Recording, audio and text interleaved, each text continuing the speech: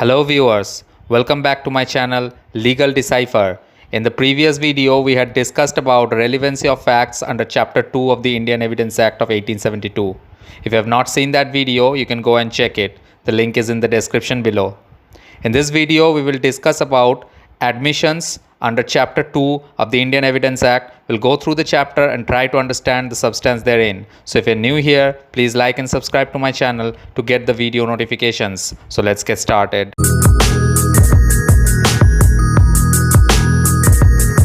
So in this video, we are going to discuss about admissions that falls under Chapter 2 of the Indian Evidence Act of 1872.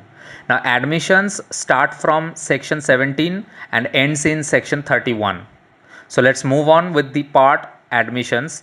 It starts with Section 17 that defines admission. It says an admission is a statement, oral or documentary or contained in electronic form, which suggests any inference as to any fact in issue or relevant fact, and which is made by any of the persons and under the circumstances hereinafter mentioned.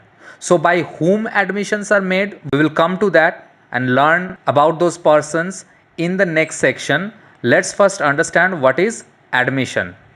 So it is a statement that can be oral, documentary or in an electronic form, which suggests inference to any fact in issue or relevant fact. So that is what admission is. It is a statement in any three of these formats, and it is directly related to any fact in issue or any relevant fact. Now, by whom these admissions are made, that is covered under Section 18. It says an admission can be made by the following persons. Who are they? By a party to proceedings. So either he must be a party to such proceedings or trial. By any agent of such party. So not only the parties but also their agents. By a representative of a party to suit holding such character while making such admission. So whether such representative of that party to such suit is holding such a character which enables him to make such admission, or if it is by a person having proprietary or pecuniary interest in subject matter.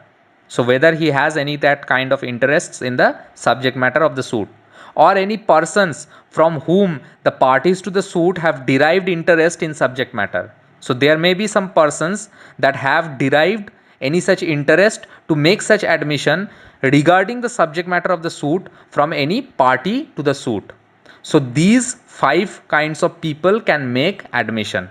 Now, can a stranger make any admission? That is covered under Section 19. It says admissions by persons whose position must be proved as against party to suit. So the position of that party must be in itself an issue, or the position of such person must be proved in relation to any party to the suit. In only those 2 cases, that person, being a stranger, can make an admission to any particular suit. Here is an illustration to understand it. It says A undertakes to collect rents from B. So A is the rent collector, B is the landowner, and C is the dweller. Now B, the landowner, sues A, the rent collector, for not collecting rent from the dweller C. Now A denies that rent was due from C to B. So A, the rent collector, says that no, C, the dweller, does not have any rent due on him. Now a statement by C that he owed B rent is an admission. So if the dweller C admits that yes, I owe some rent to B, the landowner, then that will be an admission. So here B has sued A.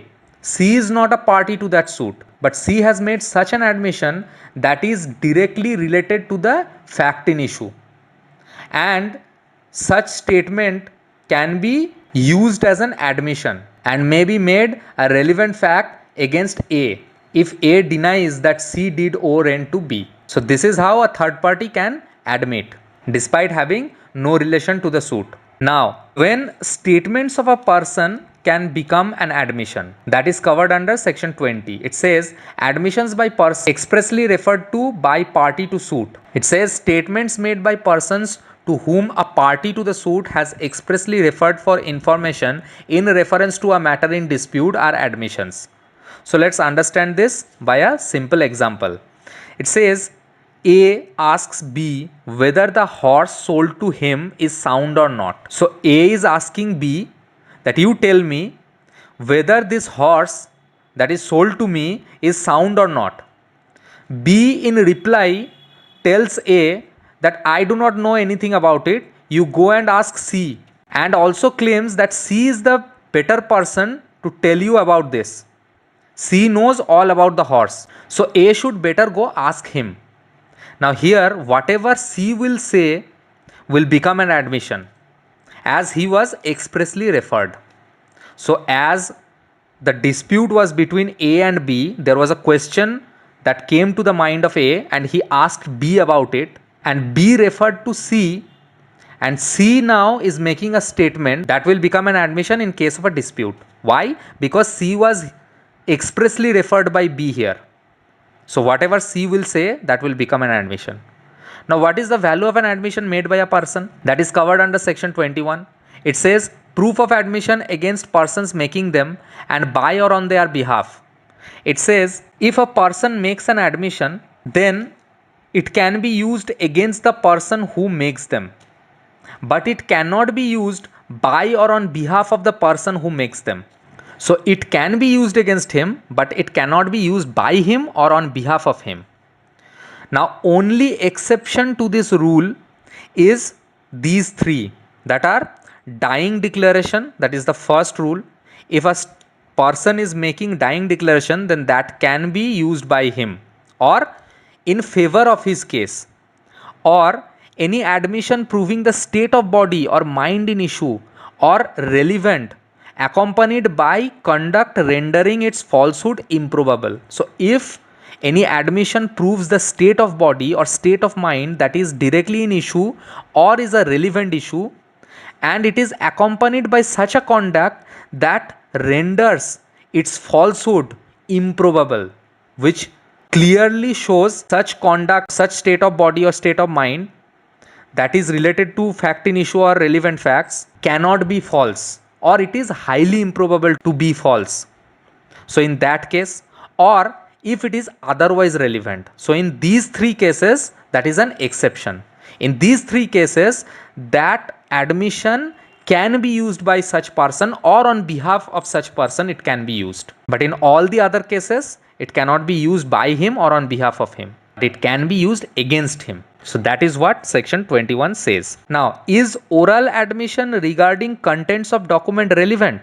That is covered under section 22. It says when oral admissions as to contents of documents are relevant, it says they are not relevant unless and until these two things happen. What are they? Party proposing to prove them shows he is entitled to give secondary evidence of the contents of such document. So if the party who is proposing to prove them shows that he is entitled to give secondary evidence of those contents of such document, in that case an oral admission regarding the contents of any document will become relevant, and the genuineness of such document is in question. So whether the genuineness of such document is in question, in that case such oral admission regarding the contents of such document will be relevant. So section 22 says in these two cases the oral admissions as to the contents of any document will be relevant. Now section 22A talks about the same thing for electronic document, but only the second point is needed to be proved. That means whether the genuineness of such document is in question, in that case section 22A says that oral admissions regarding the contents of any electronic record will be relevant. Section 23 talks about admissions in civil cases when relevant. So what is the status of admission in civil cases? It says only two cases where admission is not relevant are these two cases. What are they? Firstly, where it is made upon an express condition that evidence of it is not to be given, where such admission is made upon an express condition that evidence of it is not to be given. In that case, and where the parties agree together that evidence of it should not be given, in that case, section 23 says that in these two cases, admissions will not be considered relevant. In civil cases, explanation says nothing in this section shall be taken to exempt any barrister, pleader, attorney or vakil from giving evidence on any matter of which he may be compelled to give evidence under section 126. Now, section 24 to 31 talks about confession. So basically confession is a part of admission. Confession is also an admission, but confession is made voluntarily. So what is the status of admission or confession caused by inducement, threat or promise? That is covered under section 24. It says they are irrelevant when an accused person makes confession in a criminal proceeding caused by such methods that have reference to the charges made against him. In short, any confession made by an accused shall be irrelevant if the same were made as a result of threat, inducement or promise, or inducement, threat or promise made by the person of authority, or if it relates to charge in question. That means the accused has made any confession relating to the charges that has been brought against him, or if it holds out worldly benefit or advantages. So if such confession was made using any of these four methods, then that will be considered as irrelevant confession. Now what is the status of confession made to the police? Section 25 says no confession made to a police officer shall be proved as against a person accused of an offence. And section 26 says confessions made in police custody shall not be proved against a person unless made in immediate presence of magistrate. So confessions made before the police is not considered as a valid confession only if such confession is made in presence of a magistrate that we have read under section 164 of the CRPC. That will be only considered as a valid confession.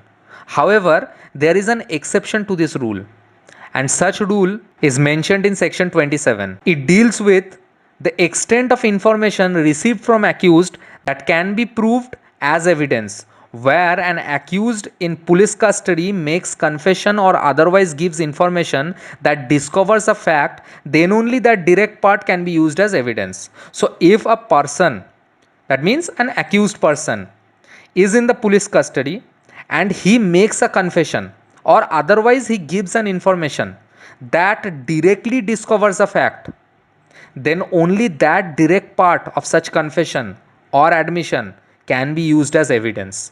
So that is the only exception that is covered under section 27. Now is there any exception to section 24? There is an exception that is covered under section 28. It says when such threat, inducement or promise is totally removed and accused still makes such statement, then it can be relevant.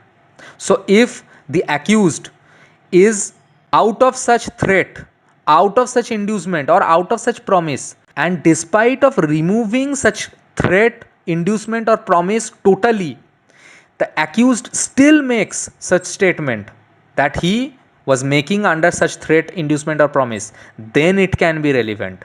Now can a confession become irrelevant if it was made out of belief of secrecy? Section 29 says that a confession does not become irrelevant just because it was made under a promise of secrecy or in consequence of deception or when accused was drunk or made in answer to questions not bound to answer or because he was not warned that he is not bound to make them or that it may be used against him. So what is the bottom line?